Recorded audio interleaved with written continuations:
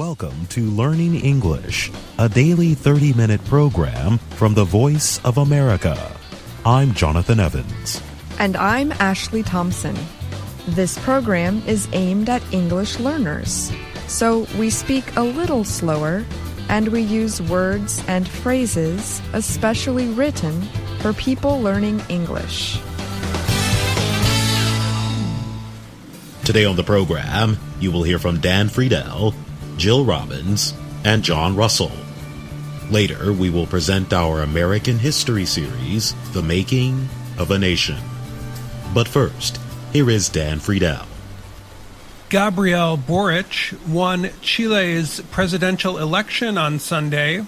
He defeated José Antonio Cast in a second election after the first round of voting in November did not produce a winner. The two men received the most votes in November. Boric, 35, will be Chile's youngest modern president when he takes office in March. He entered politics in 2014 when he won a congressional election. Boric was known then for leading protests demanding improvements in the educational system. During the campaign, he promised to move the South American country away from some economic policies put in place during the dictatorship of Augusto Pinochet. Pinochet was in power from 1973 to 1990. Cast praised some policies of the Pinochet time during the campaign. Boric finished the first vote 2 points behind Cast, but he gained voters outside of the capital of Santiago before the second election. He finished ahead of Cast by 20 points in the northern region of Antofagasta. He won by 10 points overall. Boric said he would raise taxes on rich people to fund social programs, help the environment, and fight inequality in Chile.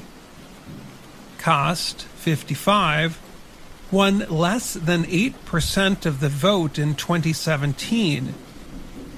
He gained popularity in the last 4 years with policy arguments compared to those of former United States President Donald Trump.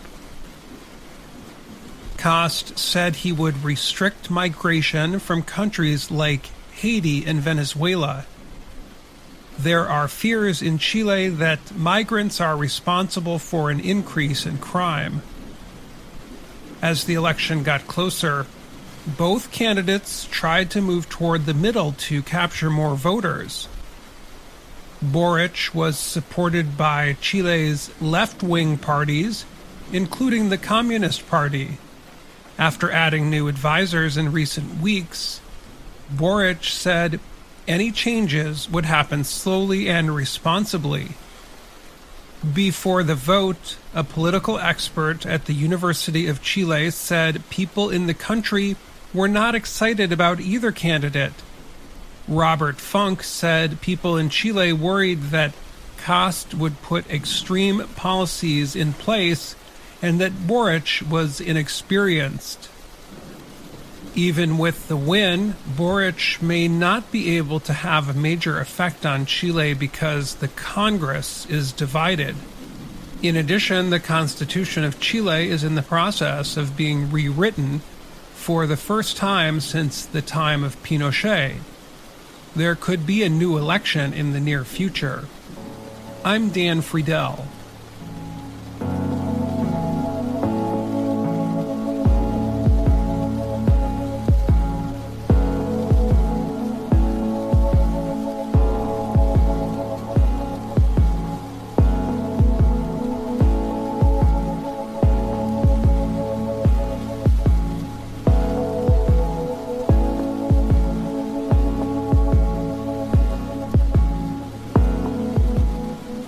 Chinese tennis star Peng Shuai has denied saying she was sexually assaulted. In November, a message appeared on her social media account saying that a former top Chinese Communist Party official had forced her into sex. Recently, the Lianhe Zaobao Chinese-language newspaper published a video of Peng. The publication said the video was taken Sunday in Shanghai. In the video, Peng said she had been staying at home in Beijing, but was free to come and go as she chose. Peng told the newspaper, "First of all, I want to emphasize something that is very important. I have never said that I wrote that anyone sexually assaulted me. I need to emphasize this point very clearly." The reporter did not ask how or why the long and detailed message appeared on November 2nd. The reporter also did not ask whether another person used Peng's account without her approval. The newspaper said it talked with Peng at an event for the Beijing Winter Olympic Games. The Games began on February 4th. The video shows her standing outside a ski competition in Shanghai. Peng dropped out of public view after she accused 75-year-old Zhang Gaoli of sexual wrongdoing. He is a former vice premier and member of the party's powerful Politburo Standing Committee. The social media message with the accusation was quickly removed from Weibo, a Chinese social media service. But images of the accusation quickly spread across China's internet. Supporters are concerned about Peng's safety. The Women's Tennis Association, or WTA, announced it was canceling all events in China. Following the release of the message, the three-time Olympian and former Wimbledon champion appeared at a tennis event in Beijing. She was seen waving and writing her name on tennis balls for children. The foreign arm of Chinese state TV also issued a statement in English, which it said was from Peng. That statement denied Peng's accusation against Zhang. However, WTA head Steve Simon questioned whether the emailed statement came from Peng. Others said it only increased their concern about her safety. In the Lianhe Zaobao, Peng said she wrote the statement in Chinese, and it was later turned into English. She said that there was no major difference in meaning between the two versions. Zhang was a top official working with President and party leader Xi Jinping. He has not appeared in public or commented on Peng's accusation.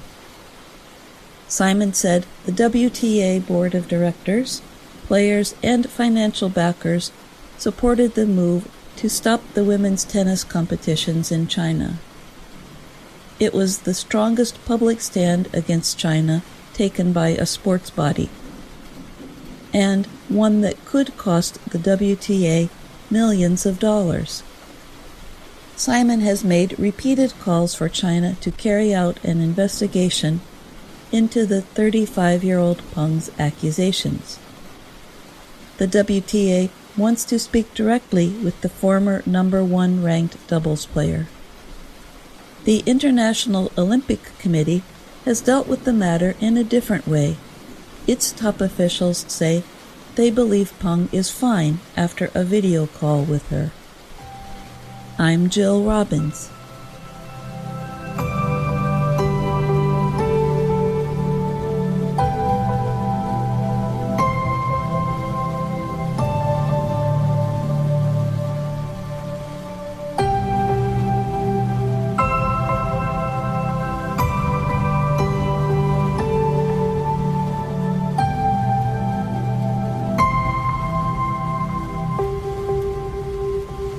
The Reuters news agency recently examined a group of new studies on COVID-19. These studies, for the most part, have yet to be closely examined by outside experts. They include information that needs further study to support their findings. Researchers said last week that differences in how well Omicron and other variants of the coronavirus multiply may help predict Omicron's effects. Compared to the earlier Delta variant, Omicron multiplies itself 70 times more quickly in tissues that line airway passages. This may speed up person-to-person spread, the researchers said. But in lung tissues, Omicron multiplies 10 times more slowly than the original kind of the coronavirus. This difference might lead to less severe illness. An official report of these findings is under careful study by a group of experts before publication and has not been released by the research team. In a news release issued by Hong Kong University, study leader Dr. Michael Chan Chi-Wai said, "It is important to note that the severity of disease in humans is not determined only by virus replication, but also by each person's immune response to the infection. Such a response sometimes turns into life-threatening inflammation." Chan added, "By infecting many more people, a very infectious virus may cause more severe disease and death, even though the virus itself may be less pathogenic." Pathogenic is a term that describes something such as a type of bacteria or a virus that causes disease. Chan explained further, "Taken together with our recent studies showing that the Omicron variant can partially escape immunity from vaccines and past infection, the overall threat from Omicron variant is likely to be very significant." Another group of researchers said a model of how the Omicron variant attaches to cells and antibodies gives information about its behavior and will help in designing treatments. Using computer models of the spike protein on Omicron's surface, they examined changes occurring when the spike grabs onto a cell surface protein called ACE2, the virus's way into the cell. The research team also modeled the spike with different classes of antibodies trying to attack it. The antibodies attack from different places, like a football team's defense might tackle a ball carrier, said Joseph Lubin of Rutgers University in New Jersey. The findings, posted last week on the website bioRxiv ahead of examination by outside experts, need to be checked, particularly with real-world samples from people, Lubin said. He added, "While our molecular structure predictions are by no means a final word on Omicron, we hope they enable a faster and more effective response from the global community." A third study, put online last week in the publication JAMA Network Open, showed that infected people who show no symptoms might be helping to spread SARS-CoV-2, the virus that causes COVID-19. Such cases, known as asymptomatic cases, could make up to 40.5% of confirmed infections worldwide.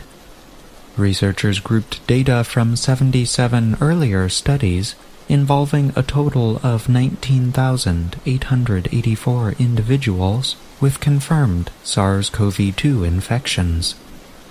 They found that among infected people in the general community, about 40% were asymptomatic, as were 54% of infected pregnant women, 53% of infected air or cruise travelers, 48% of infected nursing home residents or staff, and 30% of infected healthcare workers or hospitalized patients.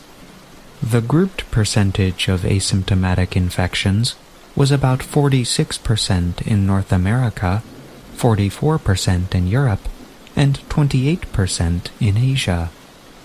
Min Lu and other researchers at Peking University in China wrote, "The high percentage of asymptomatic infections highlights the possible spread risk of asymptomatic infections in communities."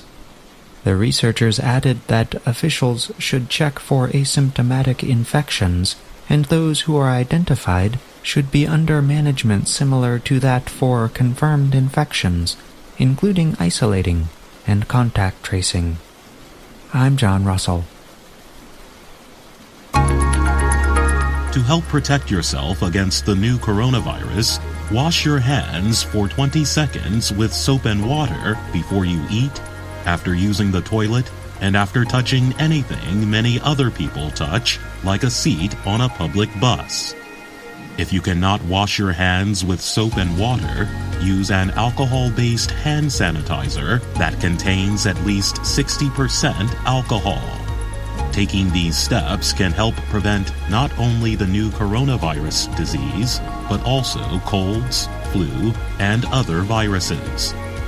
For more information, visit the following websites: the World Health Organization at www.who.int,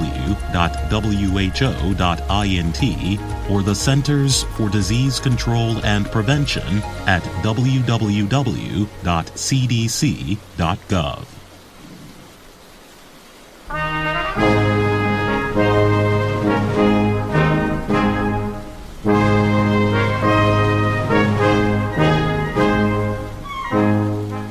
Welcome to the Making of a Nation, American History in VOA Special English. President James Garfield was shot and seriously wounded in the summer of 1881. The man who shot him said he supported the political group that supported Vice President Chester Arthur.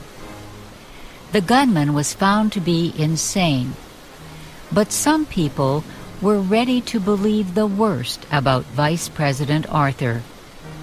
They knew that many of the Vice President's political allies disliked President Garfield. They thought the Vice President might have helped the gunman in some way. Harry Monroe and Kay Gallant tell what happened after President Garfield was shot. For a time, it seemed the president might get better. But the bullet wound became infected. He died of the infection 2 months after he was shot. Vice President Arthur took the oath of office a few hours after the president's death. Chester Arthur had been a successful lawyer. He had worked in politics for a number of years, but he had never before held an elected office. Many Americans questioned his ability to serve in the White House. One person put it this way: Chet Arthur, President of the United States? Good God. Almost everyone feared Arthur would be a tool of a Republican Party leader in New York, Roscoe Conkling. They were sure Conkling would be the real power in Arthur's administration. They were wrong. Chester Arthur surprised everyone. He broke all his ties with the Conkling political machine. He remained independent of any party group. Arthur asked Garfield's cabinet to resign. He chose new men for all but one department. In his first message to Congress, President Arthur asked for changes in the way government jobs were filled. He proposed a new civil service system that would let ability, not politics, decide who got government jobs. Republican Party leaders opposed these proposals. The civil service system would stop them from giving federal jobs to their supporters. It would destroy much of their power. These Republican leaders controlled Congress. They refused to act on the civil service proposals. Civil service reform, however, was an important issue. President Garfield had been assassinated by a man who believed he should have gotten a government job because of his politics. Also, new cases of dishonesty had been discovered in the post office department. The public began to demand laws to clean up the civil service. In 1882, a new Congress was elected. The new Congress was controlled by the Democratic Party.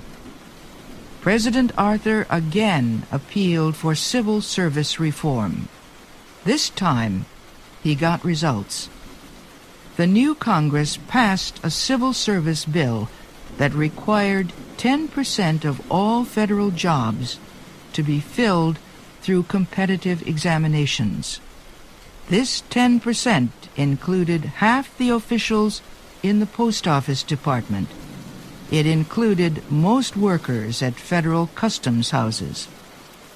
The bill also said it was illegal for politicians to ask government employees for campaign money, and it set up a civil service committee to enforce the new law.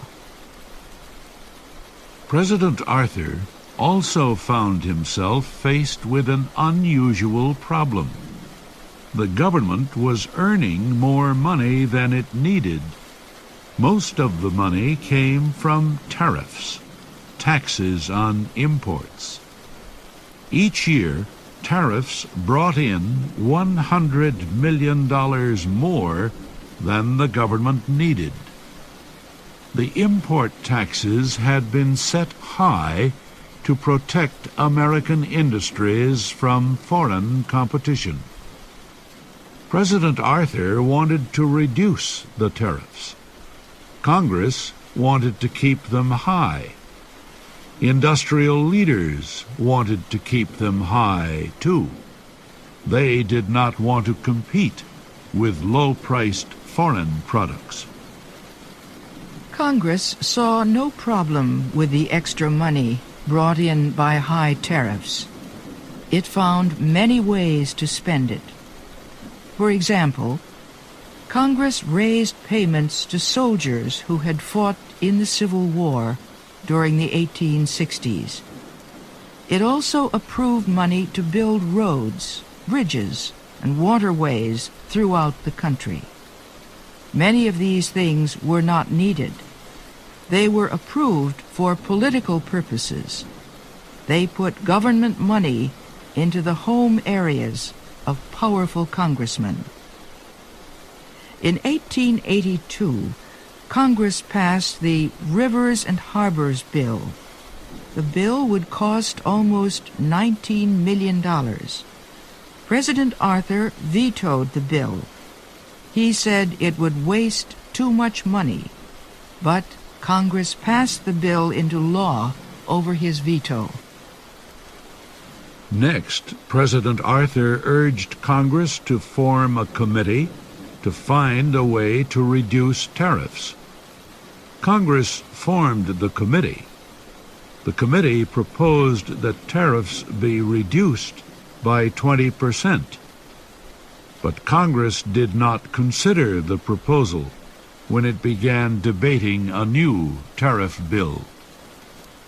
President Arthur was more successful in getting Congress to reduce the public debt.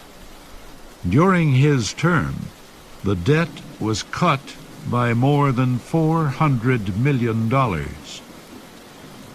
Chester Arthur's efforts for honest government and lower taxes won him much support among the people, but he could not win the support of his Republican Party. Arthur wanted to serve another 4 years in the White House. his name was put before the Republican nominating convention in 1884. The name of Senator James Blaine of Maine also was put before the convention. On the first ballot, Blaine received 334 votes. Arthur got only 278. 3 ballots later, Blaine won the presidential nomination. However, many Republicans refused to support Blaine. They accused him of being dishonest. They said he was controlled by powerful politicians. The Democratic Party chose New York Governor Grover Cleveland as its presidential candidate. Like Chester Arthur at the national level, Grover Cleveland was known for fighting dishonesty in government at the local level. He began as mayor of the city of Buffalo, New York. He cleaned up the city government and saved the taxpayers much money. Next, he was elected governor of New York State. There, too, he helped end dishonesty in government. Cleveland refused to give jobs to Democrats because of their political ties. Instead, he filled state jobs with men of ability. This early success helped him win the Democratic presidential nomination. The campaign of 1884 between Republican Blaine and Democrat Cleveland was one of the most bitter in American political history. A group of Republicans who opposed Blaine published letters to prove he was dishonest. Blaine had written the letters several years earlier during a shameful incident concerning the sale of railroad stock. Now he was forced to defend himself against those old charges. Blaine's supporters fought back by discovering a scandal in Cleveland's past. Grover Cleveland had never married, but more than 10 years earlier, he had been involved with a young woman. The woman gave birth to a boy. Cleveland was not sure the boy was his son, but he accepted responsibility for the child. He sent money to help care for him. A Republican newspaper published the story. Soon, Republican crowds were shouting a joke about it. "Ma, Ma, where's my pa? Gone to the White House. Ha, ha, ha." Both candidates campaigned hard. It was clear to everyone that the vote would be close. Election day was cold and rainy. Early results showed the two candidates with almost the same number of electoral votes. The winner would be the one who captured a majority of the popular votes in New York State. That candidate would then get all of New York's electoral votes. It was not until 3 days after the voting that election officials announced Cleveland had won. His victory set off wild celebrations among Democrats across the country. Grover Cleveland really was going to the White House. Ha, ha, ha. His election would bring some important changes to the country. And that's our program for today. Listen again tomorrow to learn English through stories from around the world. I'm Jonathan Evans. And I'm Ashley Thompson.